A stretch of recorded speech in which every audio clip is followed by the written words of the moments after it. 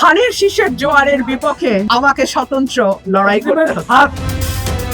পুরো দেশে যখন শোকের আবহ বিরাজমান, তখন বিনোদনের বার্তা নিয়ে এলো আমাদের রুমিন ফারহানা আপা। আপাতত কপাল পুড়েছে বিএনপি, অর্থাৎ রুমিন আপার নিজের দলই তাকে বহিষ্কার করলো। তাই সেই শোক, দুঃখ ও ক্ষোভে আপা হাঁস মার্কা নিয়ে ভোটে দাঁড়াবেন বলে জানিয়েছেন। একসময় যিনি নিজে অন্যকে দল থেকে বহিষ্কার করার হুমকি দিতেন, চোখ রাঙাতেন বড় বড় করে, আজ সে রুমিন ফারহানার এই দুর্গতি। দলের সিদ্ধান্ত অমান্য করেই নিজের বিপদ ডেকে এনেছেন। পথে আছে অতিবার বেরোনা, ঝরে পড়ে যাবে। রুমিন ফারহানার ক্ষেত্রেও সেটাই হয়েছে, তবে ভালোই হয়েছে। 3 দিনের শোকের সময় বিনোদন খুব দরকার ছিল। রুমিন ফারহানাকে নিয়ে আলোচনা সমালোচনার শেষ নেই। এক দল তার বিপক্ষে, আরেক দল তার পক্ষে কথা বলে। অনেকের মতে তিনি আওয়ামী লীগের সবচেয়ে সুবিধাভোগী নেত্রীদের মধ্যে একজন, আবার অনেকের মতে তার মতো স্পষ্টভাষী নেত্রী খুব কমই আছে। কিন্তু তার অতিরিক্ত বোঝার কারণে এবার প্রার্থী মনোনয়ন পাওয়া তো বহু দূর, শেষমেশ দলেই জায়গা হলো না তার। কিন্তু এই নেত্রীর উঠে আসার গল্পটা সহজ ছিল না। যদিও তিনি রুমিন পরিবার থেকেই রাজনৈতিক দীক্ষা পান। তার পিতা অলি আহাদ ভাষা আন্দোলনের 144 ধারা ভঙ্গের নায়ক। তিনি 1971 সালে মুক্তিযুদ্ধের অন্যতম সংগঠক। এ কারণে উনি স্বাধীনতা পুরস্কার পান। অলি আহাদ তার জীবনে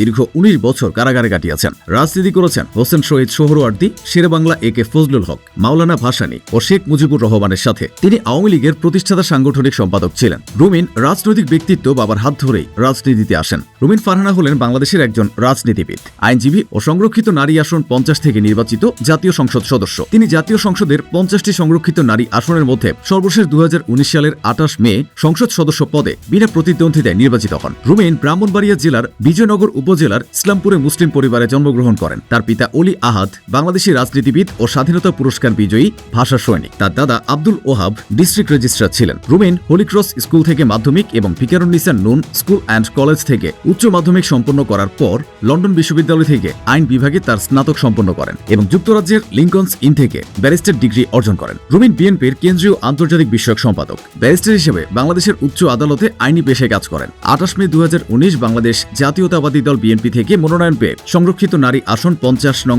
আসন থেকে বিনা প্রতিদ্বন্দ্বিতায় প্রথমবারের মতো সংসদ সদস্য নির্বাচিত হন। 71 জাতীয় সংসদ নির্বাচনে বিএনপির একমাত্র নারী সদস্য হিসেবে জাতীয় সংসদে প্রতিনিধিত্ব করেন। ব্যারিস্টার রুমিন ফারহানা ঢাকা আইনজীবী সমিতির সদস্য। তিনি আইন ও রাজনীতির পাশাপাশি বাংলাদেশী লেখক ও সাংবাদিক হিসেবে পরিচিত। তিনি বাংলাদেশ সুপ্রিম কোর্টের উচ্চ আদালত বিভাগের আইনজীবী।